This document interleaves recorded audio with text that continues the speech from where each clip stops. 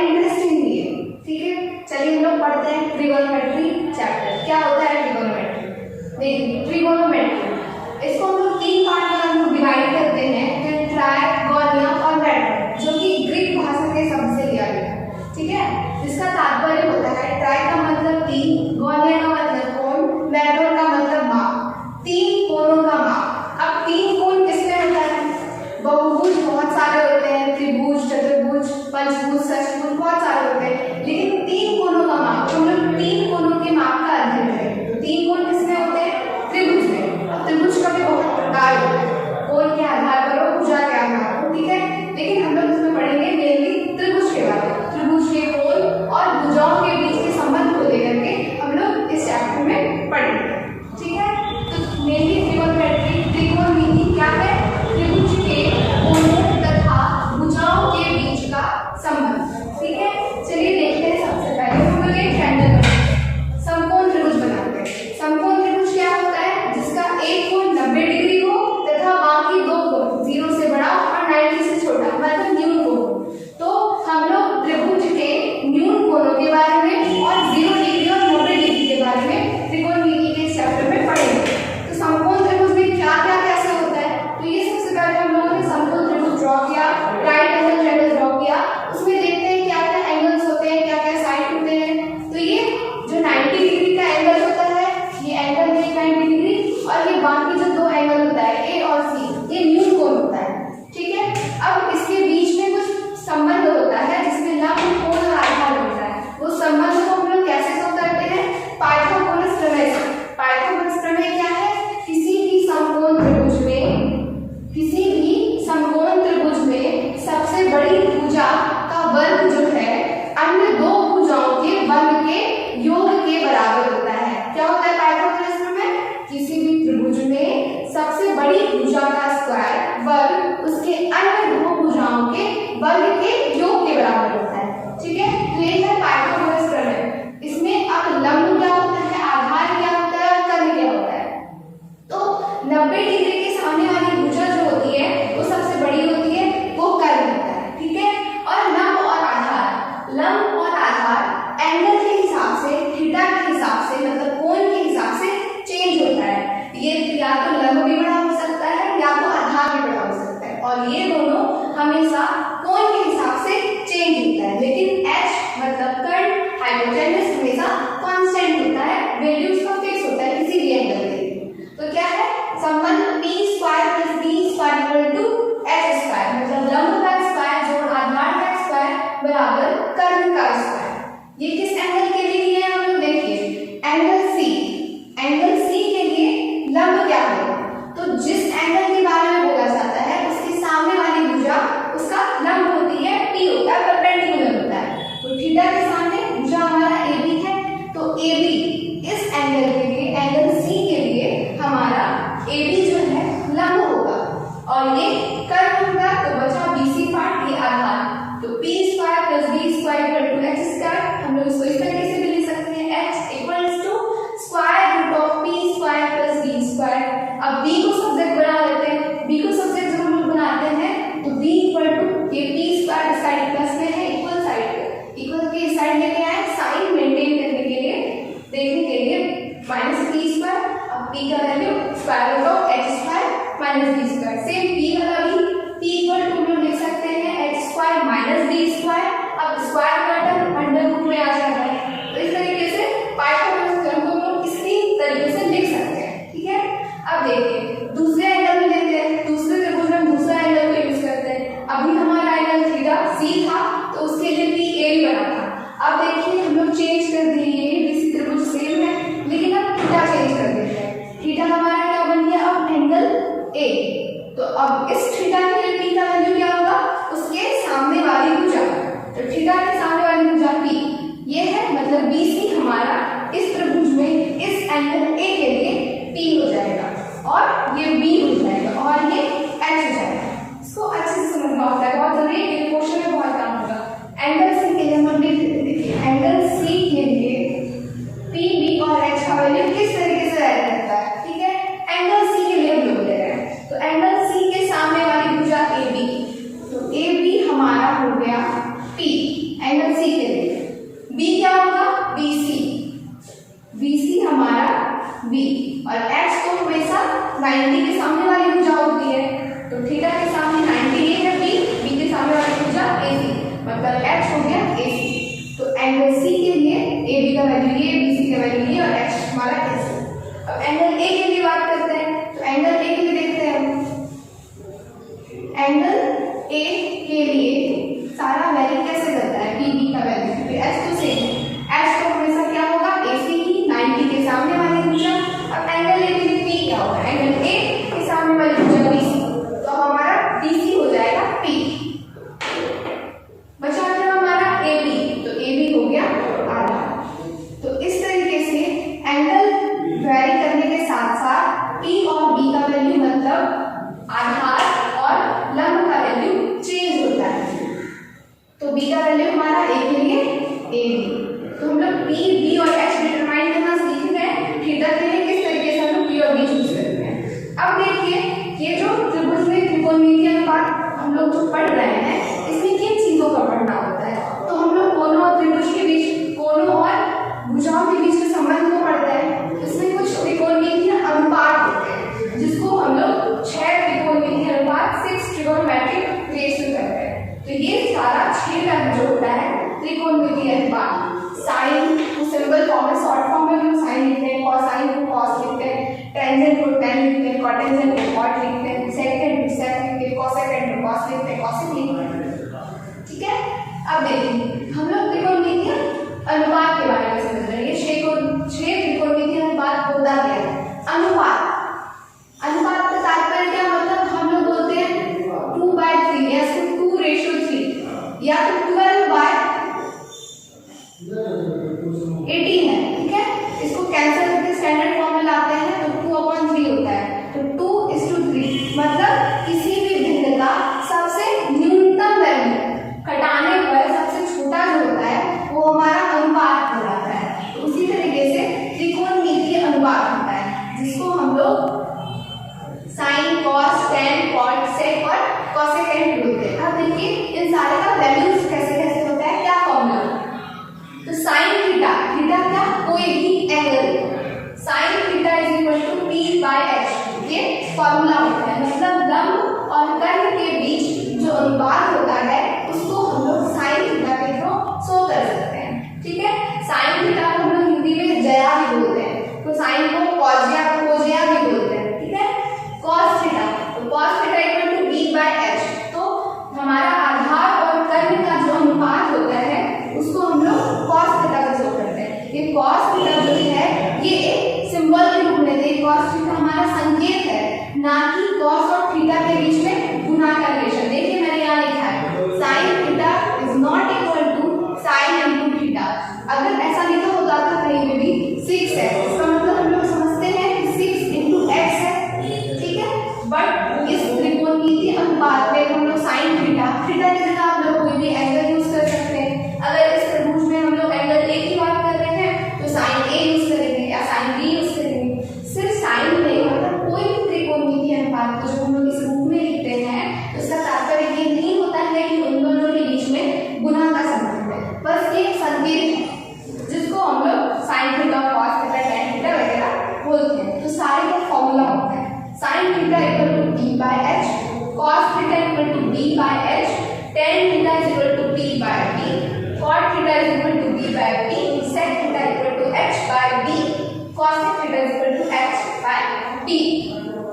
ये सारे फॉर्मूला होते हैं। ठीक है, इसको हम लोग याद कैसे कर सकते हैं, ये बेसिक फॉर्मूला है, हम लोग को ये सब याद होना चाहिए।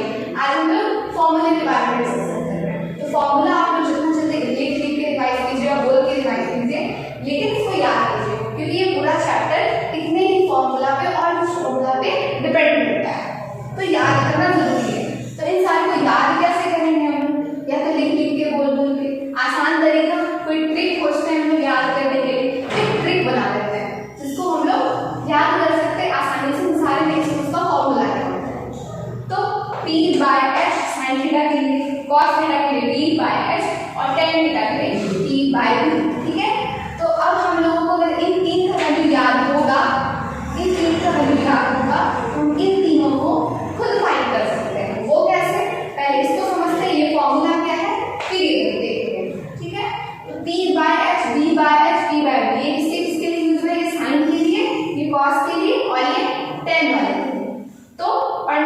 बद्री प्रसाद हरी हरी बोल। क्या ट्रिक है? पंडित बद्री प्रसाद हरी हरी बोल, मतलब पंडित बद्री प्रसाद हरी हरी बोल। इसके लिए पी बाय एच मतलब ये sine theta, B by H मतलब ये कॉस थीटा और टेन मतलब पी बाय बी। अगर ये तीन वैल्यू याद, तो ये तीन अब कैसे है? तो एक संबंध पढ़ते हैं हम लोग, साइन थीटा के बीच में जो है और कॉसेक थीटा के बीच में जो है रेसिप्रोकल का संबंध होता है, रेसिप्रोकल का रिलेशन होता है, व्युत्क्रमानुपाती का रिलेशन होता है। वो क्या होता है? Sine theta is equal to 1 by cosec theta. इसको हम लोग लिख सकते हैं sine theta into cosec theta equals to 1। वो कैसे होता है? साइन थीटा का फॉर्मूला अभी हम लोग पढ़ेंगे, क्या? t upon h। t upon h क्या रखती है? अब इसको लिख सकते हैं 1 अपॉन h फिर से अपॉन p, ठीक है? ये 1 ऊपर रहने दिए और h जो है और p को नीचे ले आए, ऐसा लिख सकते हैं, वही लिखना है हमने। तो 1 बाय h बाय p। तो h बाय p का फॉर्मूला क्या? कॉसेक थीटा होता है, कॉसेक थीटा। तो sine theta is equal to 1 by cosec theta. तो इस तरीके से कॉसेक थीटा का वैल्यू h बाय p जो साइन का रेसिप्रोकल होता है। सब एक दूसरे से संबंधित है। अगर आपको ये समझ आ रहा है तो ये समझ आ रहा है, ये समझ आ रहा है तो ये है। तो आप इन सब फॉर्मूला को याद कीजिए। एक ट्रिक सीख लिया हमने, ये इसका उल्टा होता है और इसको याद करेंगे। साइन का उल्टा कॉसेक, कॉस का उल्टा सेक और टेन का उल्टा कॉट। जब साइन कॉस टेन क्या होगा? लिखेंगे और इसलिए याद करेंगे। तो ये टर्म हो गया, ये छह त्रिकोणमितीय अनुपात का क्या फॉर्मूला होता है और इसको याद करेंगे, ठीक है? फिर इन त्रिकोणमितीय अनुपात के बीच में क्या संबंध होता है, ठीक? तो sine theta equals to p upon h 1 by cosec theta, मतलब sine theta into cosec theta को हम लोग 1 लिख सकते हैं। फिर सेम उसी तरह कॉस थीटा का फॉर्मूला b बाय h, तो इस b बाय h को हम लोग 1 अपॉन h बाय b लिख सकते हैं। तो इस h बाय b का मतलब क्या? 1 अपॉन सेक थीटा, क्योंकि h बाय b को हम लोग सेक थीटा पढ़े हैं, तो यहाँ सेक थीटा कर सकते हैं। तो एक अगेन फॉर्मूला मिल गया हम लोग को, cos theta into sec theta equals to 1। फिर सेम इसी तरह tan थीटा के लिए p बाय b, तो इस p बाय b को हम लोग लिख सकते हैं 1 अपॉन b बाय p। फिर b बाय b की जगह हम लोग क्या पुट कर सकते हैं? b बाय b की जगह cot थीटा पुट कर सकते हैं, तो 1 अपॉन cot थीटा। मल्टीप्लाई कीजिए, इसको क्रॉस मल्टीप्लाई आता है हम लोग, क्या होता है क्रॉस मल्टीप्लाई कैसे करते हैं? मान लीजिए 2x बाय 3 है इक्वल टू 5y बाय 7 है, तो क्रॉस मल्टीप्लाई कैसे करते हैं? ऐसे ऐसे 2 into इधर डिवाइड में 7 तो इधर आ जाएगा 2 into 7 इक्वल टू इधर 5, 3 डिवाइड में इधर मल्टीप्लाई में 5 into 3 बाय। तो इसी तरह ये भी टर्म होता है tan theta into cot theta equal to 1। इस तरीके से tan थीटा इक्वल टू हम लोग को cot थीटा इक्वल टू 1 मिलता है। तो ये तीन के बीच में जो ये तीनों रिलेशन होता है, ये रेसिप्रोकल का रिलेशन बोल सकते हैं हम लोग, व्युत्क्रमानुपाती अनुपात, मतलब साइन का व्युत्क्रमानुपाती कॉसेक थीटा होता है। अब कुछ टर्म यहाँ पर ये छूट गया था, ये क्या है? देखिए साइन थीटा को कभी हम लोग साइन इनटू थीटा नहीं लिख सकते, जो रीड किया हम लोग।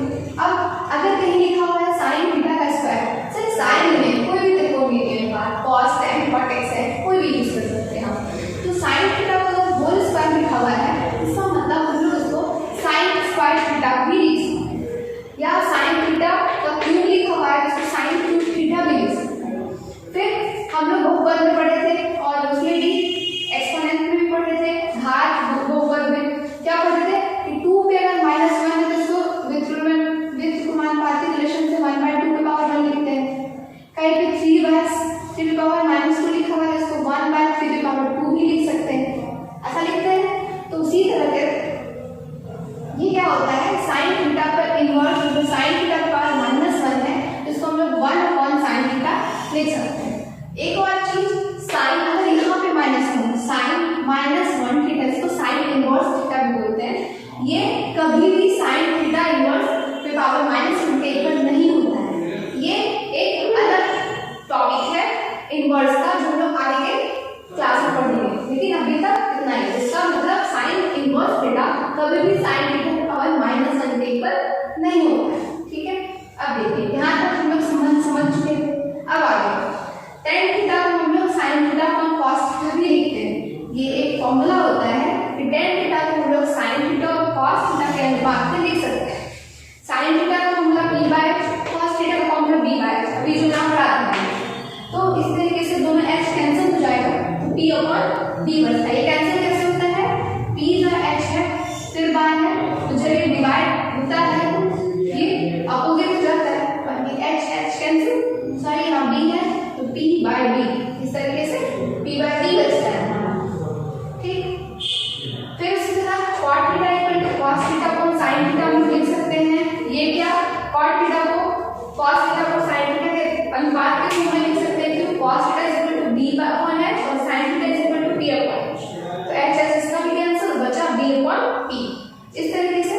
Theta is equal to cos theta का sin थीटा में लिख सकते हैं।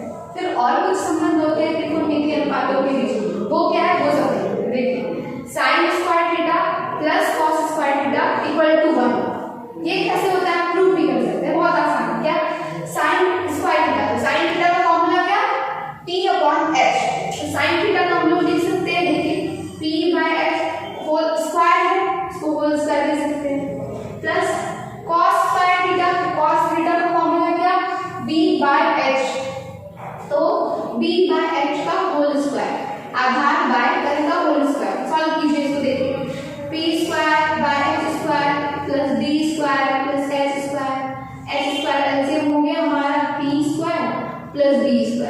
अब देखिए ये p² प्लस b² जो है पाइथागोरस थ्योरम से पढ़ा था हमने सबसे शुरुआत में, क्या होता है इक्वल टू h², लंब स्क्वायर में आधार स्क्वायर इक्वल टू कर्ण का स्क्वायर। तो इस p² प्लस d² की जगह हम लोग h² लिख सकते हैं, दैट मींस h² ये कैंसिल हो गया, हमारा बचा 1। तो इस तरीके से sin square theta plus cos square theta equal to 1 हम लोग प्रूव भी कर सकते हैं। फिर देखिए sin स्क्वायर थीटा और प्लस cos स्क्वायर थीटा को हम लोग दो तीन फॉर्म में लिख सकते हैं, जिसका यूज चैप्टर में होगा। वो कैसे देखिए, sin स्क्वायर थीटा को रहने दिया हमने, ये प्लस cos स्क्वायर थीटा है, इक्वल टू के साइड दिया है तो 1 माइनस cos स्क्वायर थीटा।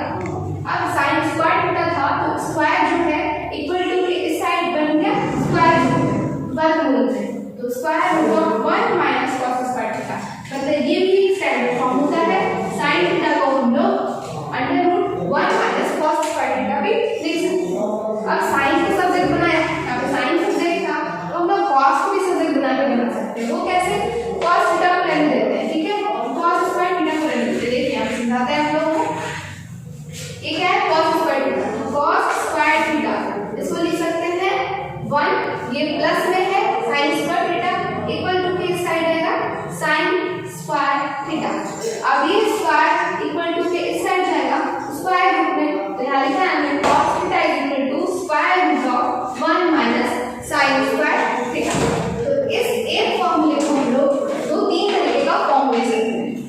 फिर इसी तरह और दो तीन के बीच में संबंध होता है वो देखिए, sec square theta minus tan square theta equals to 1, इसको भी आप यूज कर सकते हैं सेम इसी तरह जैसे sin थीटा और cos स्क्वायर थीटा को प्रूव किया था हमने। कैसे, sec स्क्वायर थीटा का फॉर्मूला sec थीटा को हम लोग b/h लिखते हैं, sec थीटा का फॉर्मूला यहां से h/b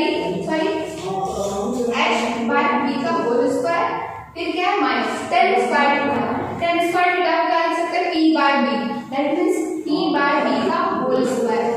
वापस h² by b square minus p square और b स्क्वायर हमारा एलसीएम और ऊपर बचा h² minus p square. Again Pythagoras theorem से h² माइनस p स्क्वायर, ये रहा h² और ये प्लस p स्क्वायर को इधर ले आएंगे तो h² minus p square equal to b square हम लोग उसके जगह पुट कर सकते हैं, h² minus p square equal to b square, ठीक है। तो b square upon b square ये वापस कैंसिल हो जाएगा 1।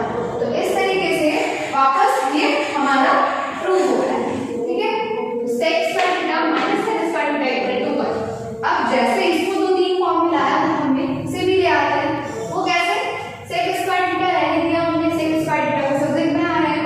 अब सब्जेक्ट बनाने का मतलब कि उसको सबसे अलग इंडिविजुअल करना, ठीक है। तो माइनस tan स्क्वायर थीटा इस साइड आ गया, प्लस हो गया 1 प्लस tan स्क्वायर थीटा, अब स्क्वायर है तो इधर आके square root of 1 plus tan square theta. फिर इसका अब tan को सब्जेक्ट बनाते हैं, tan को रहने देते हैं, माइनस tan स्क्वायर थीटा है इक्वल टू के इस साइड आया तो 1 प्लस tan स्क्वायर थीटा हो जाएगा। ऐसा लिख सकते हैं sec square theta is equal to 1 plus tan square theta, जो लिखा है अभी हमने यहाँ पे भी। अब हम लोग को चाहिए क्या, tan को इस साइड करने दिए, 1 को इधर ले आए, sec square theta minus 1 is equal to tan square theta. अब ये स्क्वायर इक्वल टू के इस साइड आया तो रूट में, that means tan theta is equal to square root of sec square theta minus 1।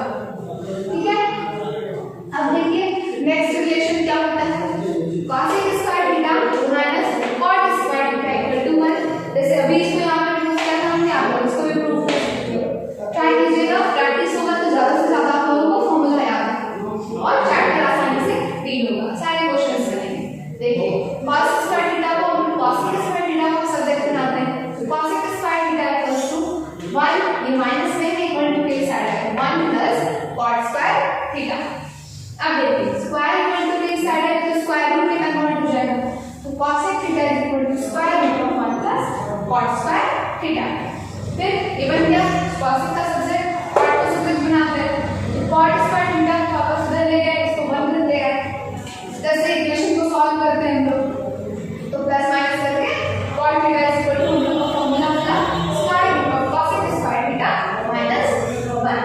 तो ये सारे हो गए त्रिकोणमितीय अनुपातों के बीच का संबंध, और ये सारे त्रिकोणमितीय अनुपात को हम लोग किस फॉर्म में, किस फॉर्मूले के फॉर्म में लिख सकते हैं, ये भी हमने सीखा। अब जो होता है उस त्रिकोणमितीय अनुपात में, क्षेत्र त्रिकोणमितीय अनुपात जो है इसका कुछ एंगल के लिए, कुछ कोण के लिए हम इसका वैल्यू करते हैं, इसका यूज हम लोग करेंगे। लेकिन इन त्रिकोणमितीय अनुपात को एंगल के फॉर्म में लिखते हैं, तो एंगल के फॉर्म में इसका वैल्यू क्या होता है, ठीक है।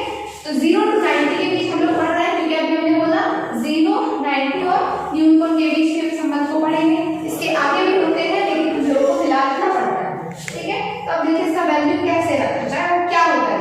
ये वैल्यू हम लोग को याद करना होता है, ये पूरा चार्ट जो है हम लोग को याद करना होता है, जिससे आसानी से पुट करें वैल्यू और सॉल्व। अब देखिए कैसे याद किया जाए। सबसे पहले अगर आप लोग साइन थीटा का वैल्यू याद कर लेते हो, साइन थीटा का वैल्यू फाइंड कर लेते हो, cos tan cot से cos, सारा का फॉर्मूला, सारा का वैल्यू याद है, सारा का वैल्यू आप लोग फाइंड कर सकते हो, ठीक है। चलिए देखते हैं साइन थीटा कैसे फाइंड करेंगे। सबसे पहले हम लोग 0, 1, 2, 3, 4 इस तरीके से लिख देते हैं, इस तरीके से 0, 1, 2, 3, 4, ठीक है। उसके बाद सब में 4 से डिवाइड, 4 से डिवाइड, ठीक है। अब सबका स्क्वायर रूट कर देते हैं, जो यहाँ पे दिया है। अब देखिए वैल्यू निकालिए, 0 करके कुछ नहीं होगा, 0/4 क्या होता है 0, तो इसका वैल्यू क्या हो गया 0 ही, स्क्वायर रूट से 0 लिखते हैं तो 0। फिर 1/4, 1 का 1, 4 का स्क्वायर रूट 2, फिर ये 2/4 में 1/2 कैंसिल हो जाएगा, तो 1 1 और 2 का स्क्वायर रूट निकलता नहीं है, इसके अंदर 2 बच गया। फिर 3/4, तो 3 का स्क्वायर रूट कंप्लीटली निकलता नहीं, क्योंकि प्रॉपर्टी में संख्या है, और 4 जिसका स्क्वायर रूट 2 निकला, तो √3/2, और ये 4 कैंसिल हो गया 1, तो स्क्वायर रूट ऑफ 1 = 1। तो इस तरीके से हम लोग साइन थीटा का वैल्यू जो है याद कर सकते हैं, निकाल सकते हैं। अगर आप लोगों को याद नहीं है तो इस तरीके से साइन थीटा का वैल्यू निकालेंगे, लेकिन ये याद करना होगा, ठीक है, क्योंकि क्वेश्चन में आप लोगों को टाइम लगेगा, अगर फाइंड करने लग जाए सारे वैल्यू को तो टाइम लग जाएगा, इसलिए याद रखना होता है। साइन थीटा का वैल्यू फाइंड। अब देखिए इन सारे को हम लोग सिर्फ साइन की मदद से कैसे निकाल सकते हैं। साइन जो होता है, साइन का जो मान भी होता है बस ये उल्टे क्रम में व्यवस्थित हम लोग कर देंगे, फिर cos थीटा का वैल्यू फाइंड करेंगे, ठीक है। देखिए 0, 1/2, 1/2, √3/2 1 है, 1 आ गया यहाँ, √3/2 यहाँ, 1/2 अपनी जगह पर, 1/2 0, मतलब साइन थीटा की वैल्यू को उल्टे क्रम में लिखने पर cos थीटा का वैल्यू हम लोग फाइंड कर सकते हैं। तो cos थीटा का वैल्यू आ गया। अब देखिए tan थीटा, tan थीटा का फॉर्मूला क्या होता है, अभी पढ़ा था हमने tan थीटा का संबंध sin theta by cos theta, तो tan थीटा को sin theta by cos theta लिख सकते हैं। तो tan के लिए 0 का वैल्यू, तो tan 0 इक्वल टू क्या लिखेंगे हम लोग, sin 0 बाय cos 0, ठीक है। तो sin 0 का वैल्यू क्या याद किए हैं 0, cos 0 का वैल्यू क्या 1, तो 0 बाय 1 का वैल्यू 0। इस तरीके से अगर हम लोग को sin का वैल्यू याद है, उल्टे क्रम में लिख दिए, cos का वैल्यू फाइंड हो गया, tan का निकालना है, तो बिना इसको याद किए हम लोग फाइंड कर सकते हैं। sin थीटा और cos थीटा 0, इस तरीके से sin 0 का वैल्यू है। मान लीजिए 30 पुट कर रहा है, तो sin 30 बाय cos 30, sin 30 का वैल्यू क्या हमारा 1/2 बाय, फिर क्या cos 30 का वैल्यू क्या √3/2, ये 2 2 कैंसिल, बच गया 1/√3। देखिए tan 30 का वैल्यू है, फिर सारा इधर होगा, ये केवल समझाते हो भाई वैसे तो वो क्या है, देखिए tan 90 फाइंड करना है मान लीजिए, तो tan 90 इक्वल टू क्या है sin 90 अपॉन cos 90, क्योंकि ये संबंध होता है जस्ट पढ़ा था हमने। sin 90 का वैल्यू क्या 1 बाय cos 90 का वैल्यू क्या 0। तो जब भी डिनोमिनेटर में हर में 0 हो तो वो डिवाइड हो करके हम लोगों को अपरिभाषित कर देता है, अपरिभाषित कर देता है, जिसको हम लोग इस सिंबल के फॉर्म में लिख सकते हैं। मतलब डिनोमिनेटर में जब भी 0 हो तो हम लोग को वैल्यू नहीं फाइंड कर सकते, हम लोग अपरिभाषित होता है इसका, ठीक है। फिर cot थीटा की वैल्यू आप लोग उसी तरह कर सकते हैं, b/t करके, या तो tan याद हो गया है तो tan को उल्टे क्रम में लिख लीजिए, आप लोगों को cot मिल जाएगा। तो cot देखिए 0 1/√3 1/√3 और परिभाषित उल्टे क्रम में लिखते हैं,